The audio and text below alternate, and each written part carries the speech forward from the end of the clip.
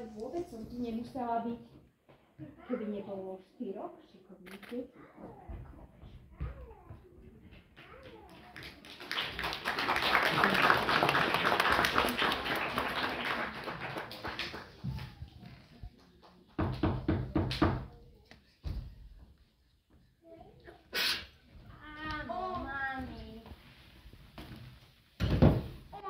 Nechceš sa najesť?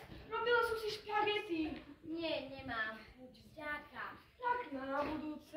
Ty si mi zase upratovala na stôl, 100-krát som ti hovoril, že to nie je vodil, ale tvorné miesto, moja inšpirácia.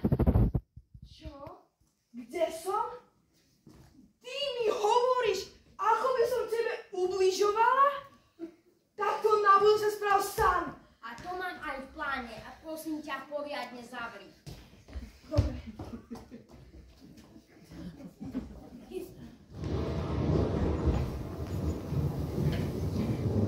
Konečne.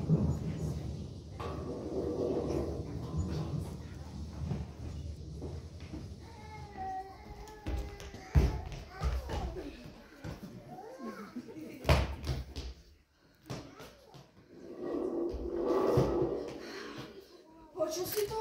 To je naše. Poď, pozri si to. Miluš, my nemáme alarm.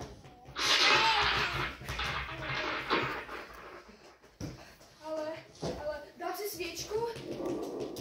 Myslíš, že to pomôže?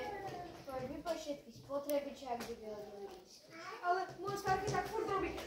Zavolám Ondra. Myslíš, že sa bojí? Keby niečo chcel, príde sám.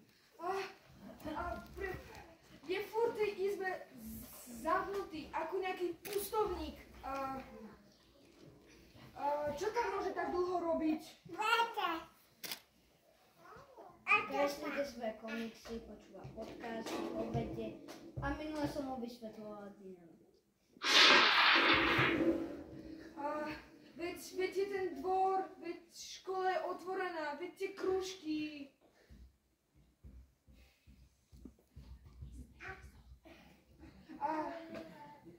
To by nesmeli rozkvázovať proti tomu návrhu protestovať. Ale ten dvor je tak poničený. Tie smete sú porozpukané, tie lavičky sú porozlamané.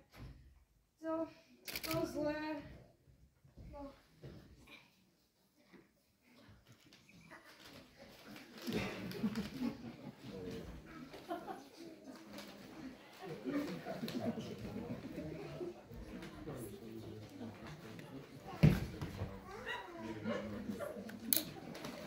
Mala by si vidieť to, dneska prišla Ruska. Čo to je? Protinávrh tvojej iniciatívy. Parkovisko? Ďalšie parkovisko? Veď náš dvor je oáza.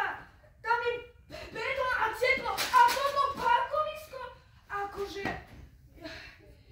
Ja sa musím dať do práce. Akože...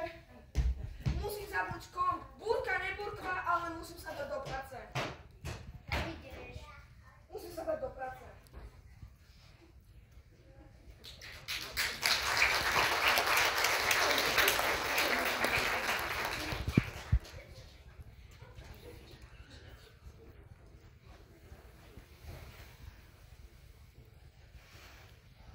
Konečne ticho.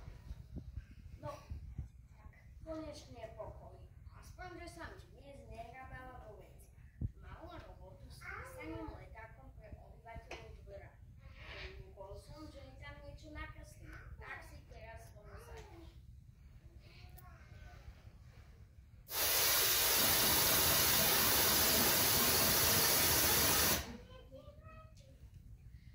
Zasa musí hrať a snímať na rozčel. Riekla cez repráky. Normálne to máva na sluchadlách. Nič nerobí, len raz strieľačky. Prestaň. Ak s tým takto neprestaneš, budem ti trieskať do steny metlou a pesťou.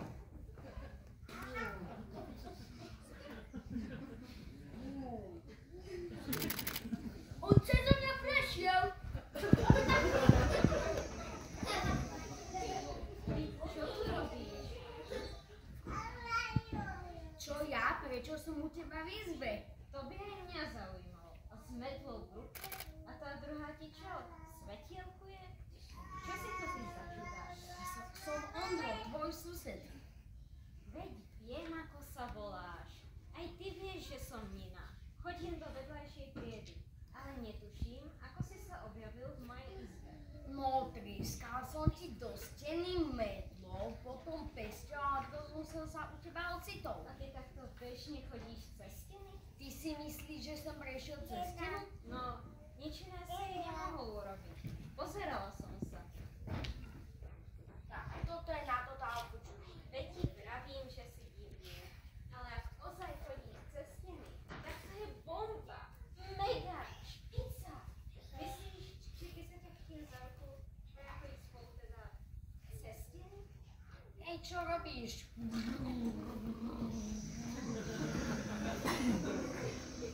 Pusť!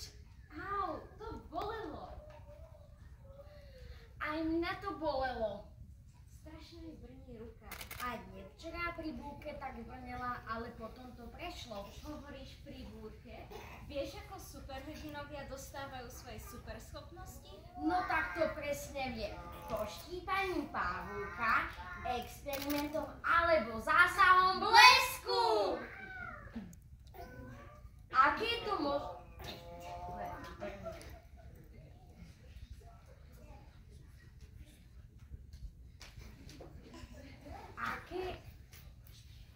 Takže sa so mňa stala superhrdina. Aké je to možné? Čo si robil? Dá som počítať zo zásuvky a... A preniesol si to na mňa. Budeme chodiť cez steny spoločne.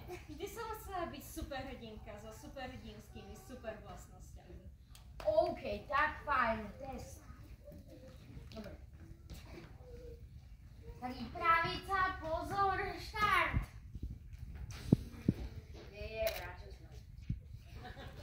Au, môj nos, to bolelo.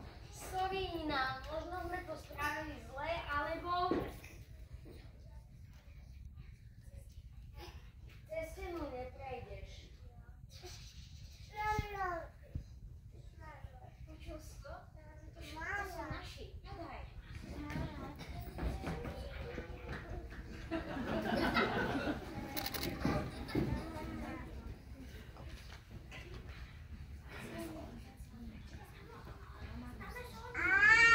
Mama, poďme pomôcť s obrázkom.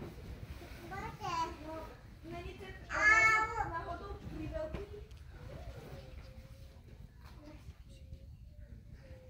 Ty si mu... Podľa mňa je dobrý, ale ty by si tam nakýdala samé slova. To nikoho nebaví, musí to mať rád. Tak dobre, tak ten drive, ale...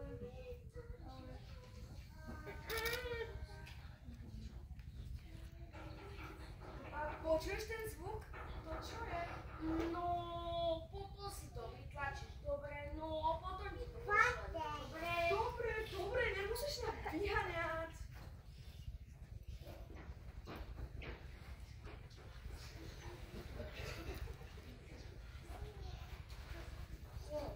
Čo blázniš, netrieskaj. Ty si zo mňa spravil superhrdinku. Vieš to? Vieš to? Už áno, no hovor pokojne. Tebe sa to povie, že pokojne. Mňa ide rozhodiť od nadšenia. Naozaj. Najradšej by som poletovala. Takže tvoja superschopnosť je lietať. Ale nie. Dal si mi dotyk pravdy. Dotyk pravdy, fakt? Fakt. Vždy, keď sa niekoho dotknem, povie pravdu. Presne to, na čo myslím. Ráno som to vyskúšala na mamu. Ona mi povedala, že sa jej vôbec nechce do práce, lebo šéf je totálny blbec a najradšej by si doma čítala knihu. Moja mama by to v živote nepovedala. Aj keď to vravela, vyzerala, ako keby bola v nejakom tranze. Takže čím dlhšie niekoho držíš, tak tým dlhšie ti hovorí pravdu? Presne.